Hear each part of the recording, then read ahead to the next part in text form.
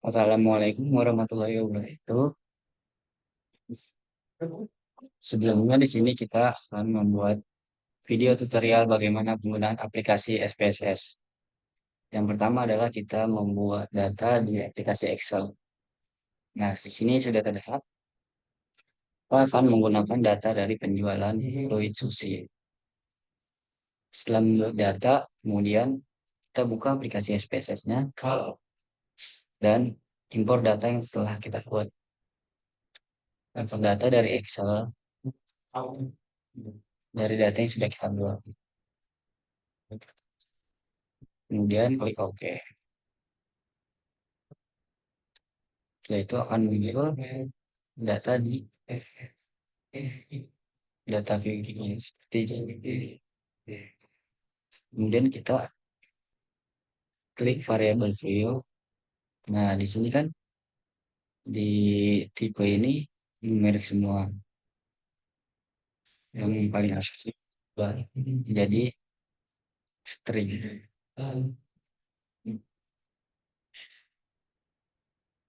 Selanjutnya untuk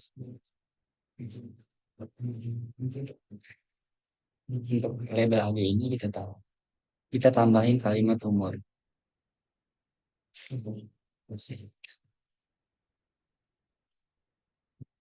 Di measure ini kita ubah menjadi scale.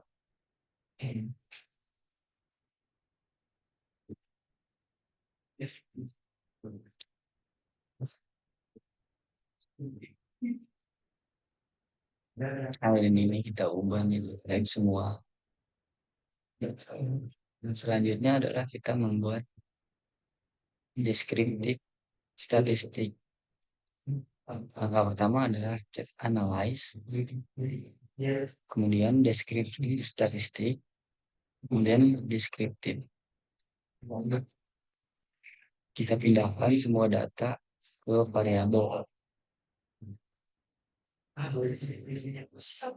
Kemudian tab options, kemudian kita checklist win some variance range.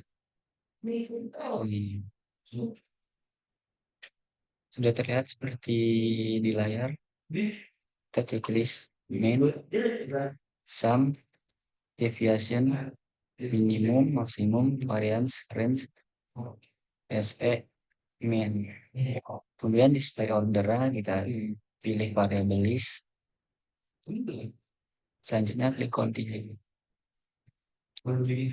Setelah itu klik OK.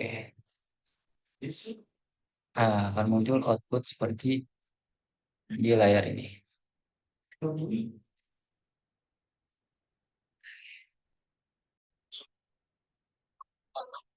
Oke, berikutnya ada uji asumsi klasik. Yang pertama ada uji normalitas, yaitu uji yang digunakan untuk melihat nilai residu distribusi normal ataupun tidak. Yang pertama kita lakukan, kita klik Analyze, kemudian kita klik Regressions, kemudian Linear. Di dalam linear ada dua bagian, yang pertama dependent dan juga independent. Untuk dependent sendiri, kita masukkan statistik level atau Y. Dan untuk independen kita masukkan harga ribuan X1 dan juga umur X2. Kemudian kita pencet statis. Untuk dalam sini, oke, saya Fadlan izin melanjutkan apa yang sudah dikerjakan. Berikutnya kita akan melakukan uji asumsi klasik. Yang pertama ada uji normalitas. Nah, uji normalitas yaitu uji yang digunakan untuk melihat melihat nilai residu berdistribusi normal ataupun tidak. Pertama, yang bisa kita lakukan adalah klik Analyze, kemudian kita klik Regressions, kemudian kita klik Linear. Untuk stratification level itu kita masukkan ke independen atau bisa dibilang Y. Harga ribuan dan umur kita masukkan ke independen yang bisa kita sebut X1 ataupun X2.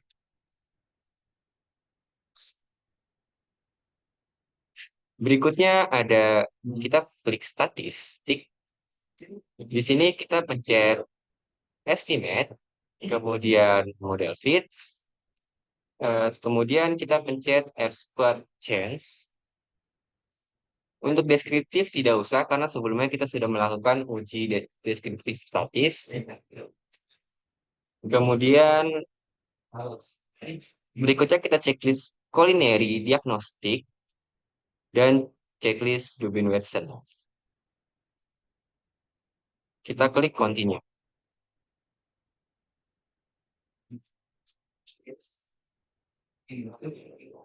Kemudian kita klik plots. Untuk plotsnya sendiri, di sini ada tabel Y dan tabel X. Eh, untuk tabel untuk Y-nya kita masukkan SID ke dalam Y dan ZPRED ke dalam X. Kemudian kita klik histogram dan juga normal probability plot. Kemudian kita klik save. Di sini ada predict value dan juga residual. Nah, kita pilih yang residualnya ke dan kita klik unstandardized untuk residual. Kemudian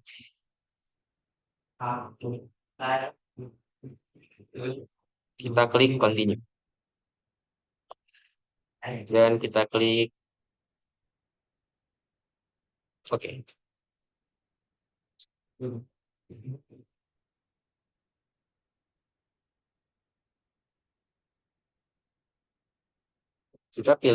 Kita lihat datanya dulu sebelumnya.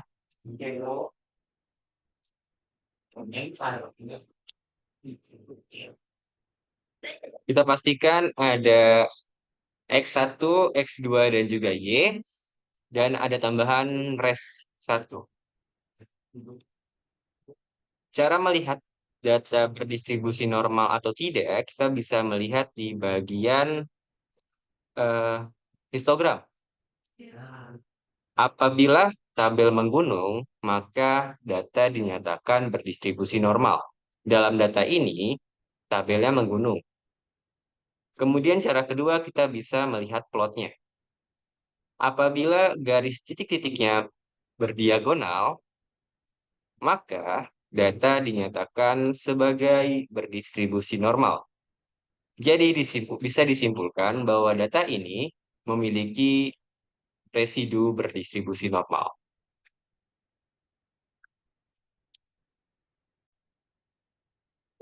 Selanjutnya kita akan melanjutkan uji normalitas yang kedua, yaitu uji multikolinearitas.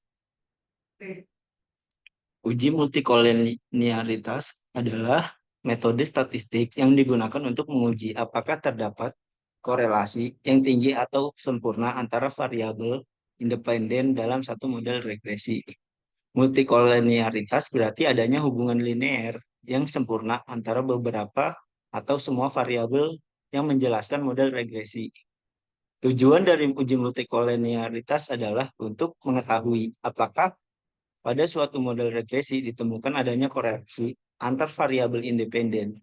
Hal ini penting karena multikolinearitas dapat menyebabkan standar error besar, yang berarti ketika koefisien diuji, T hitung akan bernilai kecil dari T table.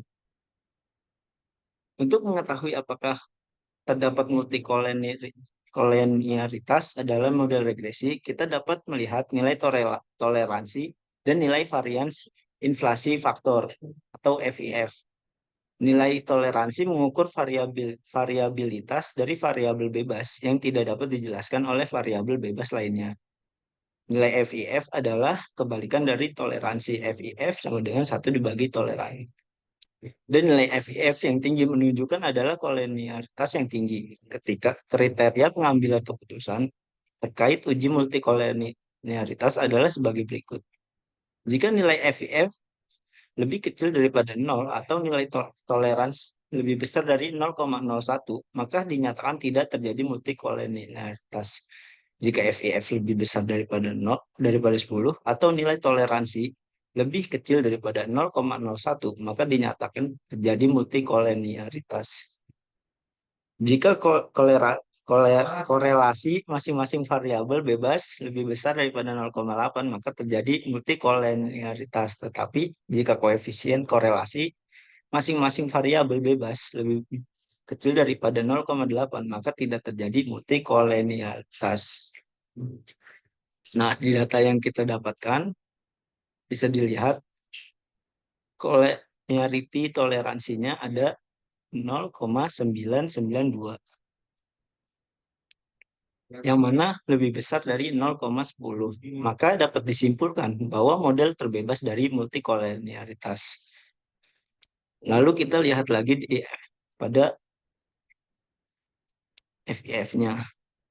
Di sini FIF kita adalah 1,008,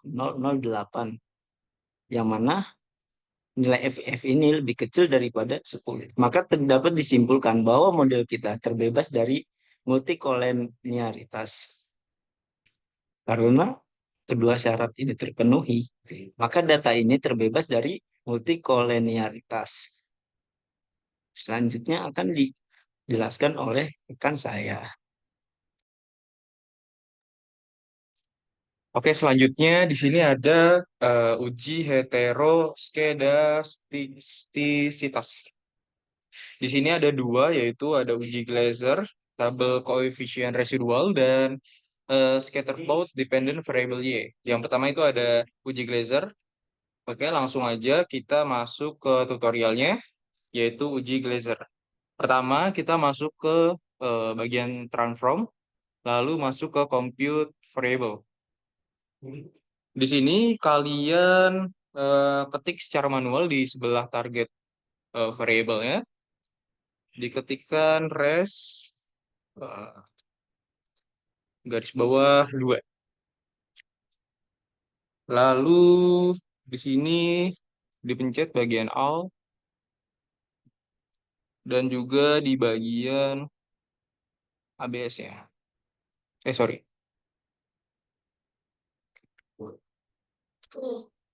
ABS-nya diklik 2 kali.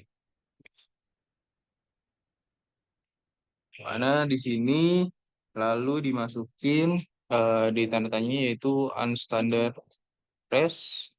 Lalu setelah seperti ini tinggal dimasukin, diketik secara manual garis bawah res. Kalau sudah, kita klik OK saja.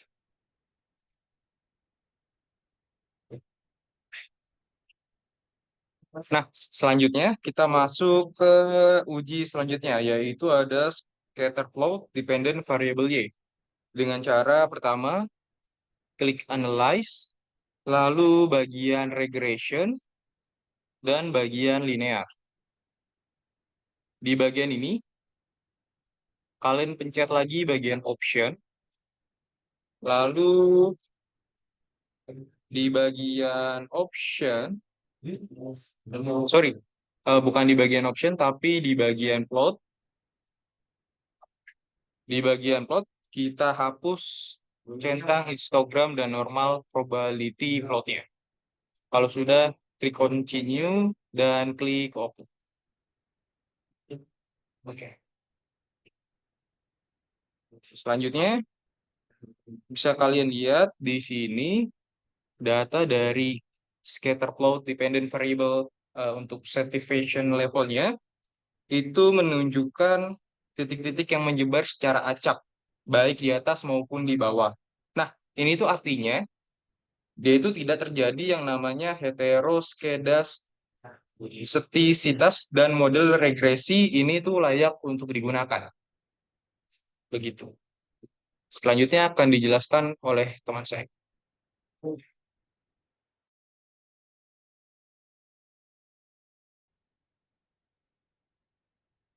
Oke, selanjutnya saya Aditya Putra Pratama akan menjelaskan tentang uji autokorelasi. Yang pertama kita membutuhkan model summary B, yang mana itu bisa didapatkan di output, kemudian teman-teman bisa mencari di bagian sini, kemudian model summary. Eh, model summary-nya yang ini ya, jangan yang ini. Kemudian untuk menentukannya agar lebih mempermudah, kita perlu menyalinnya ke dalam Word seperti ini. Oke, untuk menentukan uji korelasi itu kita harus menentukan dulu itu kita memakai batas-batasnya itu yang mana. Dengan syarat itu kita perlu mengetahui nilai K, nilai N, nilai DL, DU, dan 4 DU. Kemudian kita juga memerlukan mengetahui nilai dari D itu tersebut. Nah, nilai D itu didapat dari hasil ini, Darwin-Watson, yang kita peroleh dari SPSS, yaitu 1,121. Nah, kemudian untuk menentukan syarat-syaratnya itu bagaimana?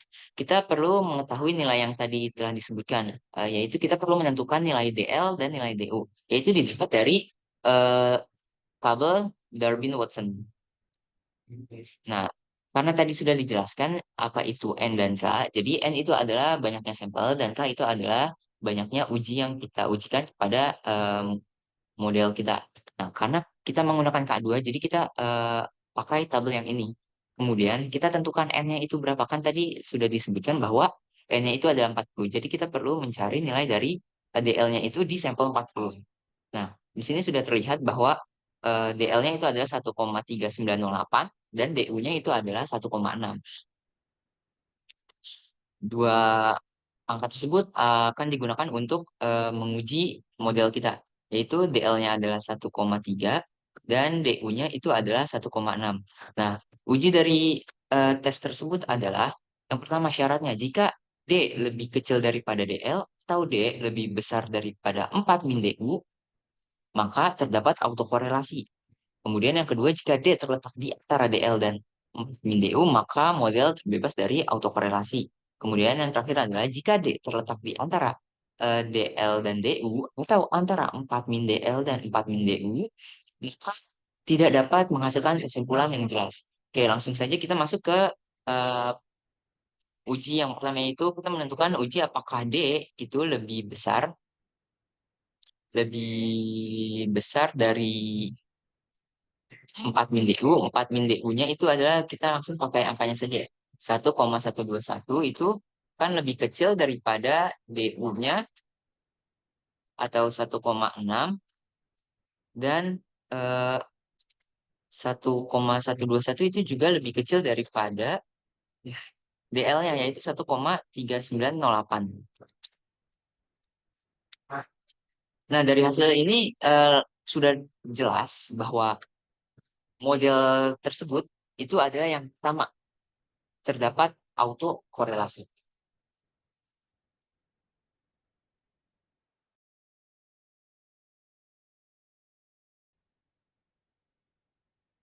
Oke, dari apa yang telah dijelaskan dan hasil dari perhitungan kita, jadi bahwa dapat disimpulkan bahwa modul kita itu terdapat autokorelasi. Jadi eh, di, jadi autokorelasi itu terjadi karena adanya hubungan antara periode berjalan dengan periode sebelumnya. Yang dimana ini beberapa cara untuk mengatasi masalah autokorelasi adalah dengan mengubah data atau mengubah model regresi menjadi persamaan perbedaan umum. Selain itu juga dapat dilakukan dengan memasukkan variabel log dari variabel terikatnya menjadi salah satu variabel terbebas sehingga data observasi menjadi berkurang satu.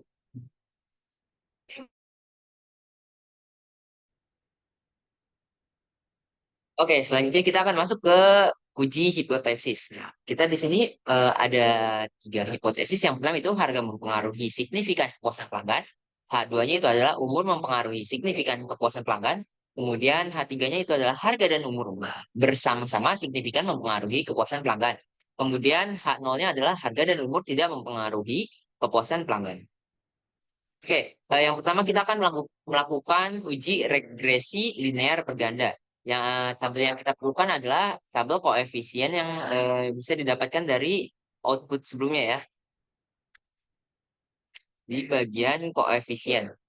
Nah, ini teman-teman bisa salinnya ke dalam Word agar kita lebih mudah untuk melakukan uji. Yang pertama itu rumus untuk Y itu adalah Y sama dengan A plus BX1 ditambah BX2. Nah, dapat dilihat bahwa A-nya itu adalah koma min 7, min 0,713, kemudian X satunya adalah itu 0,459 dan X2-nya itu adalah 0,026. Oke, dapat diinterpretasikan dari rumus tersebut bahwa setiap penambahan harga mempengaruhi kepuasan 0,459 dan setiap penambahan umur mempengaruhi 0,026 kepuasan pelanggan. Dan saat umur dan harga 0, maka kepuasan pelanggan adalah min 0,713. Selanjutnya kita masuk ke uji T, masih menggunakan tabel yang sama yaitu tabel koefisien. Nah, uji T ini dengan syarat jika nilai signifikannya itu ada kurang dari 0,05 atau nilai T hitungnya itu lebih besar dari T tabel, maka terdapat pengaruh X terhadap Y. Nah, di sini dapat dilihat bahwa signifikan kita adalah 0,919.